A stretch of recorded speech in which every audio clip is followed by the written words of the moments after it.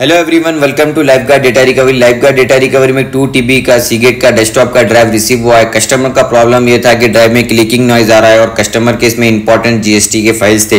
तो कस्टमर ने lifeguard data recovery को विजिट किया। हमने कस्टमर के ड्राइव को डायग्नोस किया। डायग्नोस करने के बाद हमको ये पता चला कि इसमें फिजिकल डैमेज है। फिर हमने लाइफगार्ड डेटा रिकवरी के क्लीन रूम लैब में ओपन किया। विदाउट क्लीन रूम लैब के आप ड्राइव को ओपन नहीं कर सकते। फिर हमने इस ड्राइव के स्पेशल टूल की मदद से हेड रिलीज किया। हेड रिलीज करने के बाद हमने सेम डोनर से मैच करके हेड रिप्लेस किया।